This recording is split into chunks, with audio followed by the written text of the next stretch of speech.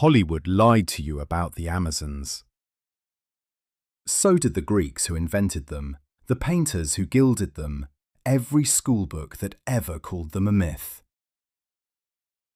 They were real, and ancient DNA has finally told us who they were and where they came from. You have seen them 1,000 times without knowing it. A woman in gilded armour, spear raised against a sky full of storm. An isolated island ruled only by women, no men allowed, somewhere east of the known world. A tribe that cut off the right breast so the bowstring would not catch on it. A fantasy, a Greek nightmare dressed up as legend. That is what we were told, that the Amazons were a metaphor, a poetic invention, the kind of story a culture tells when it is frightened of its own women. The bones say something different. In the soil of southern Russia, in the frozen plateaus of the Altai Mountains, in the steppe corridor that runs from the Don River to Mongolia, archaeologists keep pulling the same thing out of the ground. A grave, a woman inside, an iron dagger laid across her chest, a quiver of bronze arrowheads at her hip, a bow that took 2 people to string. In one tomb, the arrowhead is still inside her ribcage, the one that killed her in battle. These graves are not freak finds. They are not exceptions to a male warrior culture. About 1 in 3 women excavated from the steppe burial mounds of the Iron Age was buried with weapons. 1 in 3. That is not myth. That is the entire architecture of a society we agreed to laugh at. What you are about to see is what happens when DNA, bone, and Greek poetry all start agreeing on the same story. A girl no older than 13, buried with a bronze arrowhead around her neck like a charm. A woman in her 40s wearing a crown of beaten gold, untouched on her skull, in a tomb sealed at the end of the harvest. And somewhere under 2,500 years of permafrost, one more tomb, frozen solid, sealed in ice, holding the only body whole enough to answer the question Hollywood never thought to ask. We will get to her.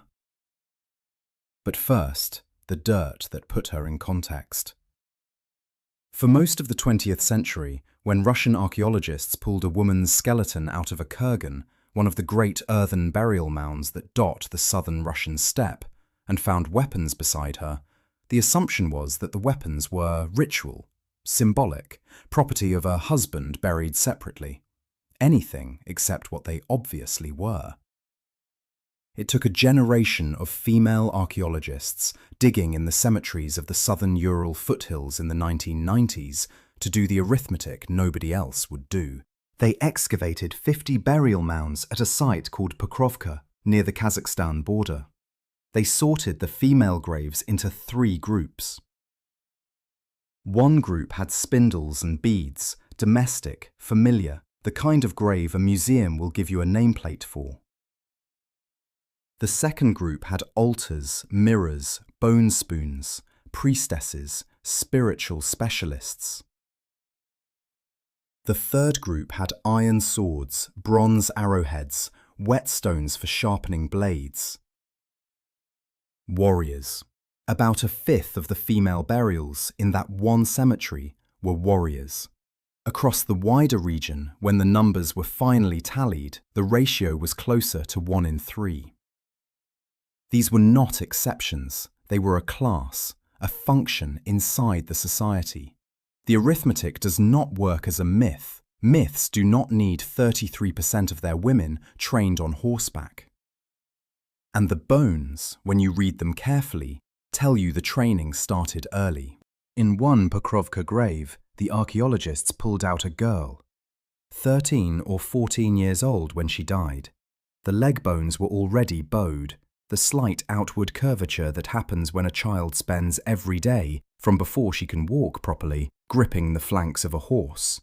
Her body had been shaped by riding, the way a violinist's left hand is shaped by the neck of the instrument.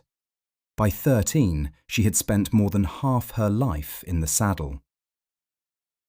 Beside her was an iron dagger, dozens of bronze arrowheads in a quiver made of birchwood and leather. Around her neck, on a leather thong, a single bronze arrowhead worn as a charm. At her feet, the curved tusk of a wild boar, almost certainly an animal she had hunted herself. She was 13, and she had already lived a soldier's life. A few graves over, a woman in her 20s had a bronze arrowhead lodged inside her chest cavity. Not in her hand, not in her quiver, inside her ribs. That arrowhead is the cause of death, written in the body, 2,500 years after the fact. She was killed in combat, facing the person who shot her. This is the other thing the bones do. They quietly destroy the most famous lie the Greeks ever told about Amazon women. The Greek word means, supposedly, without breast, amazos. The legend said they cut off the right breast so it would not catch the bowstring. Painters spent 2,000 years drawing one-breasted warriors. Sculptors carved it into marble. Children grew up with it as a fact. It is not a fact. There is not a single Amazon skeleton with evidence of intentional mastectomy. Not one. The breast tissue is gone, of course. Soft tissue does not survive. But the surrounding bone shows no scarring, no surgical adaptation, nothing. The myth came from somewhere, but it did not come from the women. The real etymology, when linguists work backwards, points somewhere else entirely. Amazon probably never meant without breast. It more likely came from an old steppe word for those who are not breastfed, a poetic way of saying women who did not raise their own children, who left infants to wet nurses and rode instead. Or from a word for steppe dwellers, plain people of the open plain. The Greeks took a word they did not understand and built an amputation out of it. The amputation never happened. The women did. To understand exactly what made these women lethal, how a teenager in the saddle could outfight a grown man on foot, you have to look at the technology she was carrying. If you find yourself wanting to know how a continent's deepest myth turned out to be its most carefully buried truth, this is the kind of evidence this channel exists to follow. Subscribe. There is another one coming. The answer is older than the bow she pulled. The compound bow. A short, recurved weapon made of layered wood, horn and sinew, glued together with fish bladder over months of drying. The bow stored more energy per centimetre of draw than anything else the ancient world produced. A small bow, in a small hand, could send a bronze arrow through chainmail at 50 paces. From a galloping horse. From a moving target. At a moving target. Physical strength stopped mattering when the bow stored the strength for you.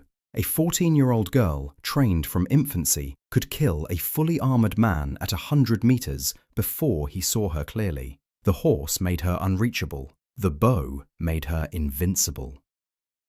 This is the equalizer the Greeks could not understand. Greek warfare was about the phalanx, heavy men in heavy bronze, shoulder to shoulder, brute mass. The Amazons were the opposite of everything that worked in the Mediterranean. They were speed, range, and silence. By the time you saw them, you were already dying. And then there was the funeral. This is where the Greek historian Herodotus stops being a fabulist and starts looking like a reporter. He wrote in the 5th century before Christ that the Scythians, the parent culture of the women we're reconstructing, buried their dead in a strange way. They would build a small tent of felt and hides, sealed tight, and inside the tent place a metal bowl of red-hot stones. Onto the stones they would throw the seeds of a plant. The smoke that rose would fill the tent. The mourners would inhale it, and Herodotus says they would howl with pleasure. For 2,500 years, this was treated as a Greek exaggeration. The kind of story Herodotus liked to collect from barbarian travellers A little too colourful, a little too convenient. Then archaeologists started finding the tents, small frames of birchwood charred, bronze bowls inside them still containing the carbonised residue of what was burned. The residue, analysed in laboratories 2 millennia later, came back the same every time. Cannabis. Hemp seeds and hemp flowers thrown onto hot stones inside sealed enclosures for the smoke. Herodotus had not been exaggerating. He had been describing a real funeral, and he had been describing it accurately enough that a modern chemist could replicate the contents of the bowl. If a Greek tourist correctly recorded the drug ritual of a culture 7,000 kilometers away, he probably also correctly recorded the other thing he wrote down about that culture. The oath. The women among the Sauromatae, the eastern branch of this nomadic world, had a law, Herodotus said. No maiden was permitted to marry until she had killed an enemy in battle. Some, he wrote, died unmarried. Stop and think for a moment about what that actually looks like. A culture in which a teenage girl, before she could be considered a full adult, had to face another human being in combat and end them.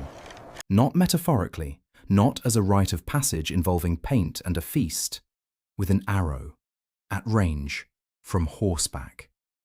Picture the bowstring drawn back, the breath held, the woman on the other end of the shaft. That is not a metaphor. That is a society organised around female violence as a precondition of female adulthood.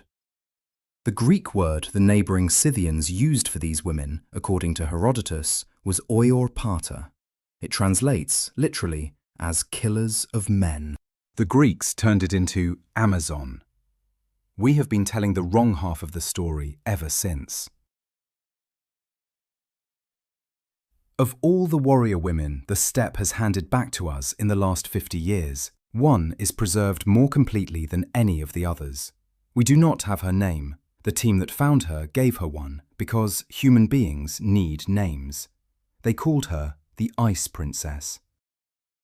She was buried in a kurgan on the Ukok Plateau, a high, cold tableland in the Altai Mountains where the borders of Russia, Kazakhstan, China and Mongolia all touch. The grave was sealed in the 4th or 3rd century before Christ. Then it froze.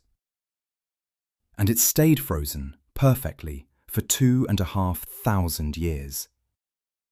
When the Russian archaeologist Natalia Polosmak opened it in the early 1990s, she found a wooden burial chamber inside a block of solid ice.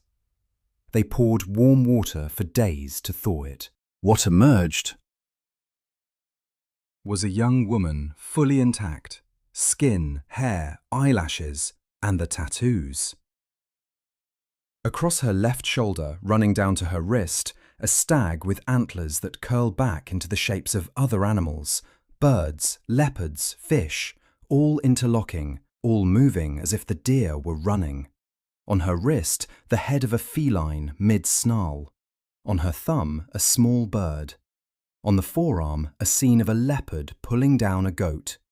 Modern infrared photography has only recently revealed the full extent. Some of the lines are so fine that they were probably done with a single bone needle, point by point, over many sittings. A specialist did them, not a husband, not a relative, a tattooist, a profession we did not know existed on the steppe. She was 25 years old when she died. The cause of death was, for 20 years, assumed to be a fall from horseback. Her skull was fractured, her joints dislocated, the sort of damage you take when an animal goes down underneath you at full gallop. Then, in 2014, a team ran her body through an MRI scanner. What the scan showed was that the Ice Princess had been dying long before the fall. She had advanced breast cancer. A tumour in her right breast had already metastasized to her lymph nodes. The pain would have been severe and constant for at least a year before the end. In her grave, they found a small leather pouch of cannabis, almost certainly used as an analgesic, the only painkiller available to her, taken every day towards the end of her life. She kept riding. She had cancer eating her alive, and she kept riding. The fall that finally killed her happened on the journey to winter camp. She was buried, 25 years old, weighing perhaps 40 kilos by the end, with 9 horses laid out beside her in the ice, and a wooden carriage broken down to fit the chamber. This is who the Amazon actually was. Not a bronze goddess on an inaccessible island. A young woman with tattoos a Pazaric artisan punched into her skin, one dot at a time, dying of a disease the modern world still struggles to cure, refusing to come off her horse until the horse came down with her. She is the one we have whole. And the genome inside her bones is the answer Hollywood never thought to ask for. Where these women came from, for most of the modern era, scholars argued whether the Scythian and Sauramatian peoples were a single nation, a confederation, or a literary fiction. The bones could not say. Greek geography could not say, until the DNA could. In the last 10 years, geneticists have sequenced ancient DNA from more than 100 burials across the Eurasian steppe, from the Don River in southern Russia all the way to the high valleys of Mongolia. What the genomes show is something nobody, on either side of the old debate, predicted. The Iron Age steppe was not a single people. It was a long, continuous corridor of mixing, populations from the Bronze Age herders of the western steppe, and a separate stream of ancestry coming in from the east, from northern Mongolia and the Altai. The two streams met in the middle and braided. The eastern groups, the Pazaric culture of the Altai, the people who buried the Ice Princess, show roughly equal amounts of western and eastern maternal ancestry.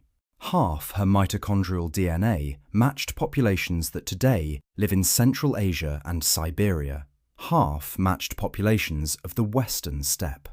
She was the corridor incarnate.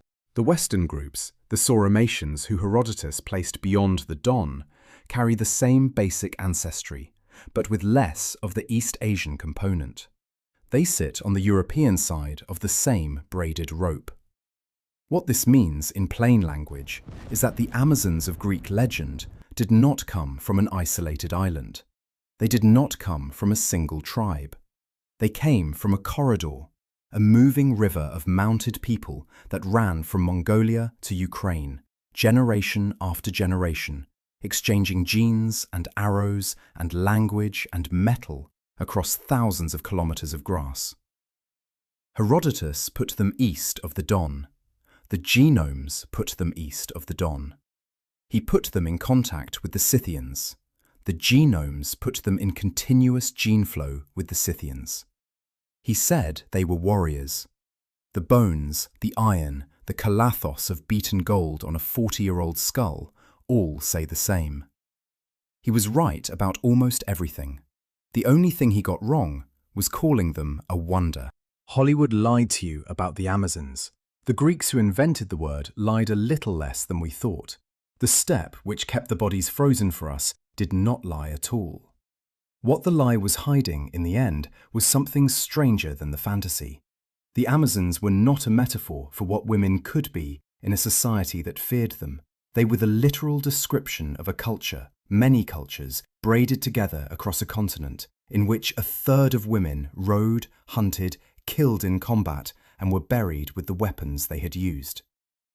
The 13-year-old girl in the Pokrovka grave already had bowed leg bones from a life on horseback. The Ice Princess kept riding, with cancer eating her ribs.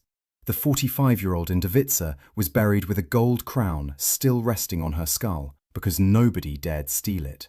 They did not need anyone to invent them. They invented themselves over 1,000 years in the open grass between two oceans. The myth got the costume wrong, and the location wrong, and the name wrong. What it got right was that they existed. And they are still in the ground, by the thousands, waiting for the next archaeologist. If you want to keep following this, the DNA evidence the history books left out, every week another piece of the human past that turns out to be more concrete and more interesting than the version we were taught, subscribe. There is another one coming.